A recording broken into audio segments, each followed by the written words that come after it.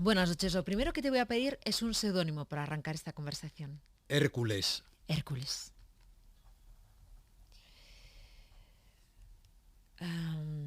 Sabes que yo a todos mis invitados les pregunto al principio por el mar y después por el faro, Sí. ¿no? Es un viaje que hacemos radiofónico, que arranca mirando el mar y despedimos en un faro. Pero en este caso lo voy a hacer al revés. Y voy a anunciar a los oyentes que es el gato pardo, que ha estado por aquí o que con el que voy a charlar, que más relación tiene con un faro de los casi 400 que han pasado. Con razón el seudónimo. Pero, a ver, voy a arrancar... Estoy seguro de eso. Sí, voy a arrancar preguntándote cómo es levantarse de niño, Sí. abrir una ventana Sí. y sentir y notar y ver la luz de un faro. Bueno, no solo por la mañana, sobre todo por la noche, Por la noche. dando esa luz del faro en la ventana de tu habitación y escuchando los faros de sonido, no solo de luz, sino los sonidos entre la niebla, entre la bruma, entre la tormenta, entre la lluvia. Es una experiencia extraordinaria que ha sido fundamental en mi vida, porque pues he nacido pues, a 200 o 300 metros de un faro, asciende una ría y a 200 del Océano Atlántico. Y no solo eso, sino que tienes un bisabuelo escultor Sí, que hizo muchas de las esculturas que hay en el Sí. cementerio marino de A Coruña. sí. Cuéntanos cómo es eso, cuéntanos la historia de tu bisabuelo, así haznos un dibujo. Sí, sí. Toda mi familia es gallega y de Coruña, pero podríamos decir de por lo menos un siglo y medio.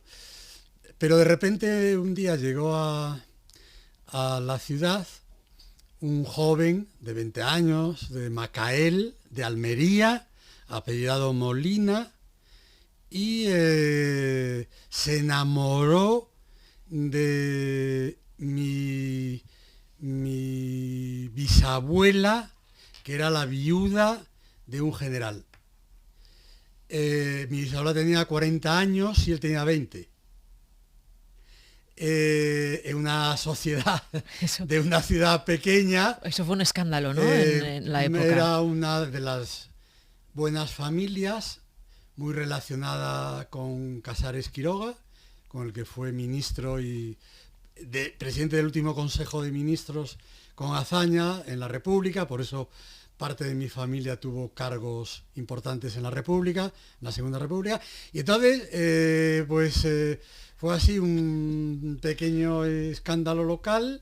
Se casaron, tuvieron a mi abuelo, pero digamos que mi bisabuelo era, según decía mi padre, muy alto, muy con rubio, de ojos azules, y tenía muchas pretendientes de su edad, y entonces ellos se separaron. Mi abuelo quedó con mi abuela, que era para él una adoración, y con un hermano, hermanastro, que se llamaba César. Por eso mi padre se llamaba César y yo me llamo César, y mi sobrino se llama César, y así consecutivamente.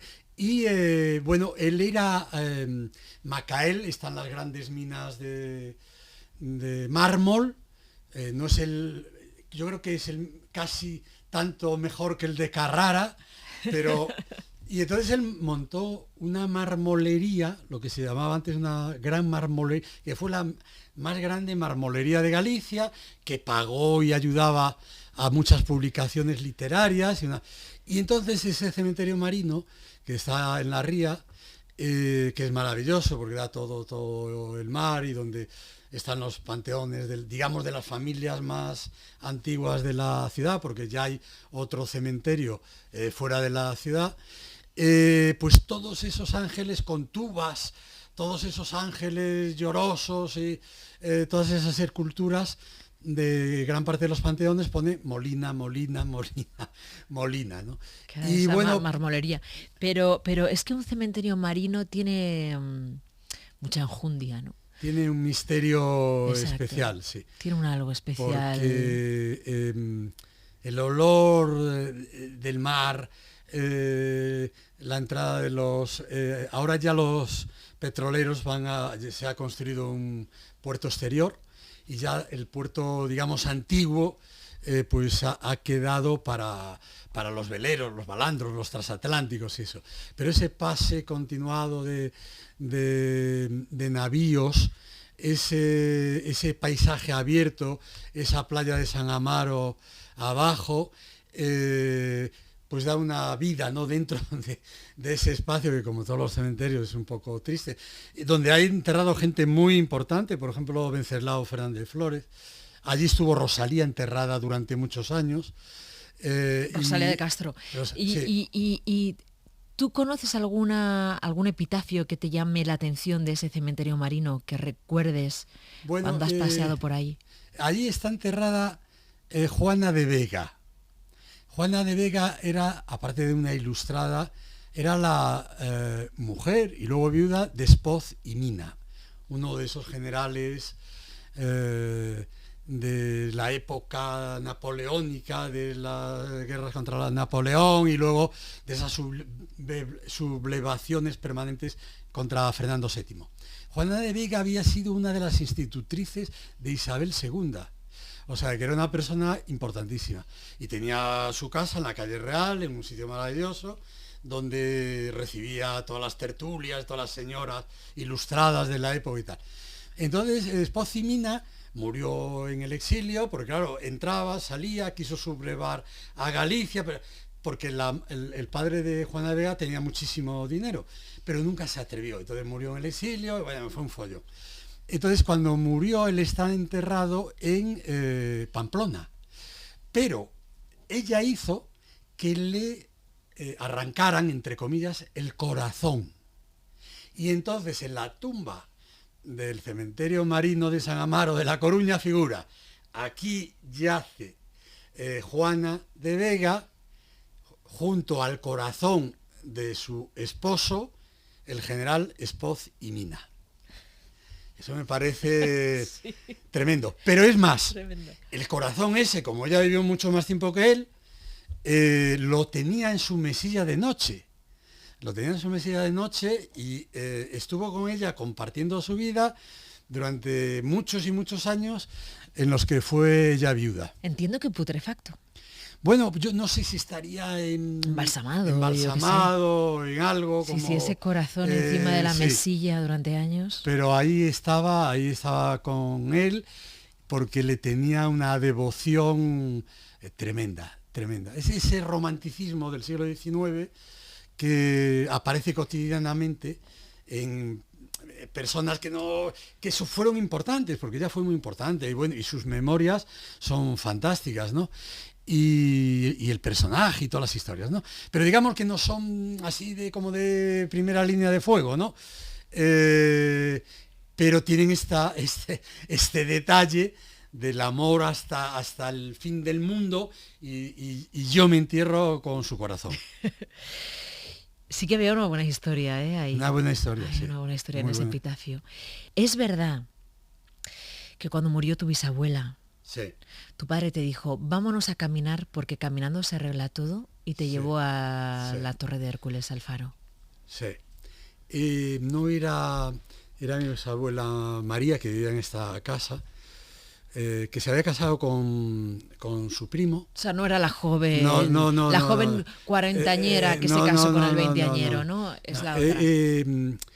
Se había casado con su primo Ventureira, un apellido muy gallego. Eran de Oza de los Ríos, un pueblo pues, de 20 o 30 kilómetros de La Coruña, lleno de ríos, un sitio precioso, ¿no?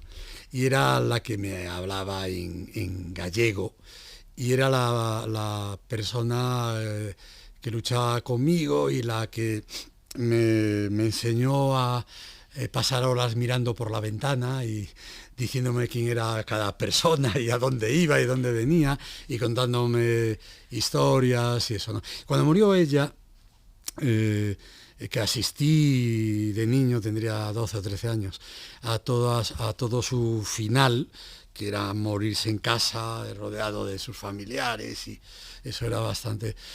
mi padre me cogió y me dijo eso,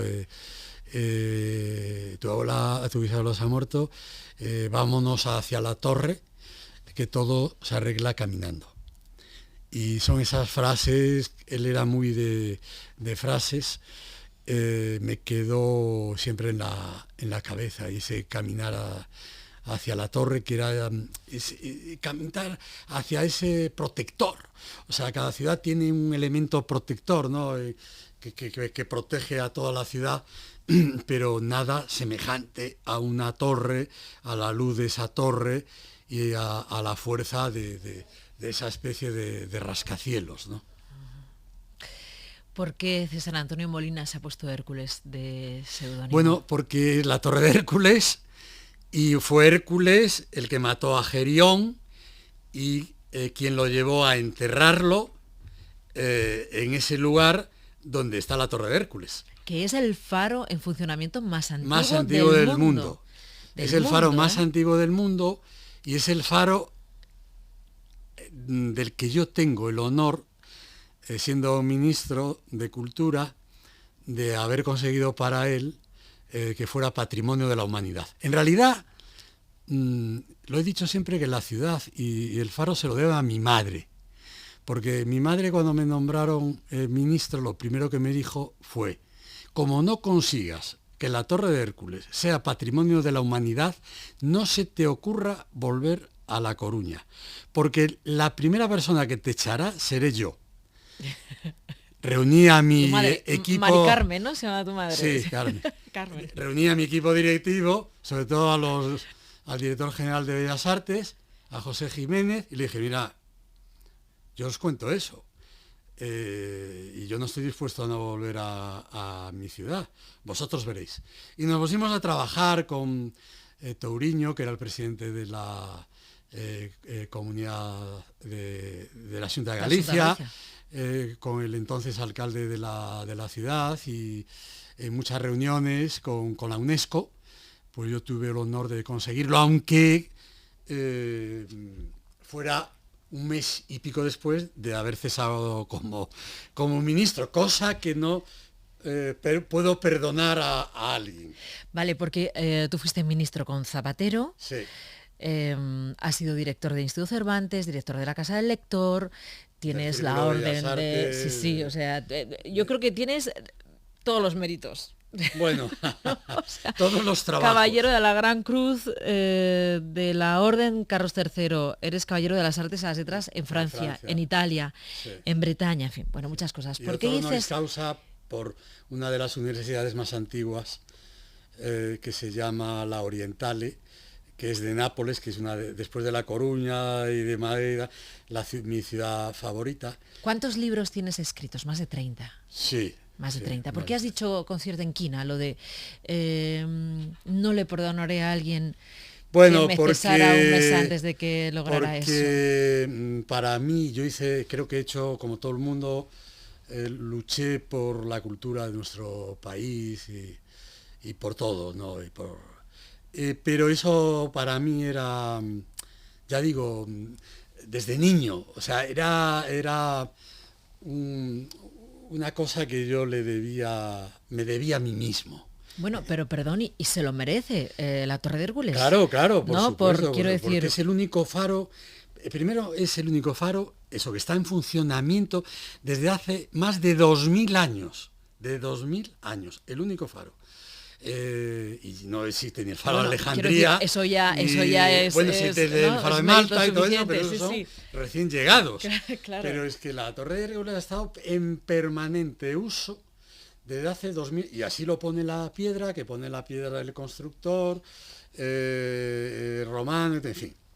Y por lo tanto, era un poco complicado porque en la UNESCO nos decía, es que tenemos tal cantidad de monumentos romanos que ya, pero hay muralla, acueductos, hay Pompeya, no sé qué, pero no hay un solo faro que exista y tal. Y bueno, eso con mucha insistencia y con mucho lobby, porque todas estas cosas se hacen así, logramos que es algo fundamental y para España, para Galicia, está Santiago, también hay otros lugares, pero es que esa presencia de ese es muy especial, porque además está a campo abierto, está una especie de península sobre el océano, está todas las leyendas que desde allí, desde arriba se ve Irlanda, que desde allí embarcaron los celtas para poblar Irlanda y Gales y demás, salió la Armada Invencible. Y cuando la UNESCO llama y dice que Sí. que va a ser Patrimonio de la Humanidad, tú ya no estás Sí, de yo ministro. ya lo sabía porque llevábamos meses antes y yo en alguna última conversación con el director general de la UNESCO, que entendió mis cuitas y además, bueno, sabía que dependía de los votos de mucha gente que manejaba España, ¿no? Pero lo entendieron. Claro, hay tal cantidad de monumentos en todo el mundo para declararlos Patrimonio de la Humanidad, que claro, oye, es que dice, no, es que está esto. Y dice, sí, bueno, claro. Pero yo siempre decía, oye, sí, pero ese no está en mi ciudad, y eso está. Era muy importante para mí. Yo ya lo sabía que lo iba a ser, pero el no haber podido disfrutar de algo tan fundamental en mi vida, por lo que yo había luchado tanto, simplemente por mes y medio que me faltaba para poderlo, y al día siguiente, o a los 5 minutos siguientes, no me hubiera importado cesar. Pues es algo que digamos me molestó mucho. ¿Estaba tu madre viva? Sí. Y entonces hubo un acto. Bueno, claro, ¿un eso acto? se celebró en Sevilla, creo que era en Sevilla, digamos, la nominación final y la declaración de tal igual. Claro, yo ya no iba a ir, había una ministra. Bueno, entonces, ¿tú dónde estabas ese día? No, yo estaba en la Puerta de Alcalá, que es donde vivo yo, y estaba viendo la Puerta de Alcalá sin poder estar en La Coruña o en Sevilla, pero probablemente hubiera estado en Coruña, en mi casa, viendo el faro de la Torre de Hércules. Entonces hay que entender que eso me dolió mucho, me pareció muy injusto. Yo perdono, pero no olvido, pero perdono. Y bueno, al fin y al cabo, mi madre, a los pocos días que volví a La Coruña, me estaba esperando. Y eso era lo más importante para mí, ¿no? Incluso creo que has dicho que quieres que tus cenizas las echen en el faro, Bueno, en la Torre de Hércules. ¿Esto es así? Me gustaría... está toda mi familia en el cementerio de San Amaro y me gustaría acabar allí, ¿no? Lo único que yo pediría es que además pasan cosas tan curiosas como que yo aprobé el carné de conducir, porque la Torre de Hércules tiene una subida empinadísima. Entonces, para sacar el carné de conducir, en mi época, que eran los años 70, siempre nos llevaban a la Torre de Hércules. A mitad de la Torre de Hércules decía el examinador, pare usted aquí, y vuelva a poner el coche en funcionamiento y suba. Y claro, esa era una prueba tremenda, porque te podía calar el coche y tal. O sea que hasta en eso tenía ese recuerdo, ¿no? Entonces lo que me gustaría era que me hicieran una especie de paseillo en coche, que subieran a la Torre de Hércules, dieran la vuelta y ya me dejaran allí para la eternidad. Cuando decía que era el gato pardo, que eras el gato Sí. pardo que más relación tenía con un faro, sabía que iba a ser mucha, pero yo no imaginaba tanta. Sí, hay mucha, hay mucha. He escrito, mira, hay una cosa que yo agradezco a la ciudad y además, Bueno, fue, tienes un poema sí, titulado La luz del farero, sí, tienes sí, otro titulado Torre de Hércules, sí, sí, que sí. está muy bonito, en el que hablas No, no, y la propia de la Torre luz y de la Hércules, esperanza. la propia Torre de Hércules, vamos a ver, después de que pasara todo esto, se reunió, se reunieron todos los portavoces en el Ayuntamiento de La Coruña, entre ellos los del Bloque Nacionalista Gallego, y porque me dijeron que me iban a nombrar, y me nombraron, hijo predilecto de la ciudad, pero yo dije si irán por acuerdo de todos, que si era solo por unos y por otros, no, no. Pero me hicieron algo muy bonito que fue poner en una lápida con mi poema dedicado al faro, y está allí a los pies de la torre, muy cerca de donde está la placa en latín, donde pone que es el faro tal y cual, fue declarado Patrimonio de la Humanidad. Y para mí es el mayor, aparte de todos los nombrados y los premios, no sé qué, que haya eso, para mí es muy importante. Ya digo, es que esto es el sentimiento mío con mi ciudad, con mi familia, con Galicia.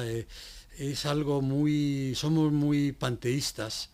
La tierra es muy importante, la tierra y el mar, y entonces ese sentir en ti mismo que eres partícipe de eso es importante. César Antonio Molina, entiendo entonces que no vas a pedir que te incineren, sino que irás a, ¿no? Estarás Bueno, enterrado en el me da igual. cementerio. Ah, lo digo por si tienes pensado ya un epitafio también. Sí, sí, sí, lo tengo pensado. ¿Cuál? Es en latín, que es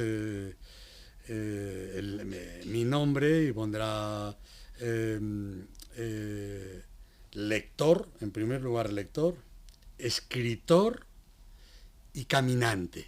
Y en latín todo se arregla caminando. Pero primero lector, porque como decía Borges, es más fácil encontrar a un gran escritor que a un gran lector. Por lo tanto, para Borges, un genio de la humanidad, el ser lector era más importante que ser escritor. Y por eso yo digo, primero lector, luego escritor y luego caminante. Y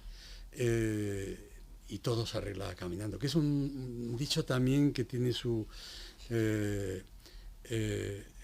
solvitur, caminando, que es un dicho también latino que tiene también mucho sentido, ¿no? Y así espero estar pacífico, o que me dejen pacífico hasta la eternidad. ¿Sabes que íbamos a hablar de tu libro Qué bello será vivir sin cultura? Pero lo vamos a dejar para otro día, porque esta Cuando quiera. conversación acerca del faro Sí, ha sido tan bella, la verdad, sí, sí. tan llena de sentido y tan simbólica en este programa, que te voy a poner una canción de despedida y vamos a volver al faro, que Muy es el bien. lugar donde hemos arrancado y sobre el que ha versado toda esta conversación, ¿vale? Has hablado también de De Nápoles. Nápoles. Entonces, dime, si te pido que pongas imágenes a esta canción, ¿qué imágenes pones? Pues Amalfi, eh, todo el Mediterráneo, todo Que esos tiene una pueblos. bellísima historia, Amalfi Sí, también, de amor. de amor, sí, tiene. Y que yo narro en otro libro. Y, y bueno, es todo ese camino sin fin, que es la vida, sin fin, que es la vida, y sin fin, que es el amor, porque el amor sin la vida y la vida sin el amor no tiene sentido, ¿no? Y entonces ¿Con quién irías caminando? bueno, iría caminando pues con Virgilio, con Ovidio, con Cicerón, con con Vittorio Gassman, con Vittorio De Sica, con Mónica Vitti, con Antonioni, pues con toda la gente que ha conformado mi manera de estar en el mundo, ¿no? Con toda esa compañía de escritores, de cineastas, de Lucio Dalla, con los músicos, con las pinturas de Pompeya, la Villa de los Papiros de Herculano, que estuve en ella moviéndose entre las ruinas, pues todo ese mundo que ha conformado mi ser, y en el que me he sentido tan bien, tan seguro, tan acompañado, ¿no? Y al que le debo tanto y que he procurado también servirle de alguna manera.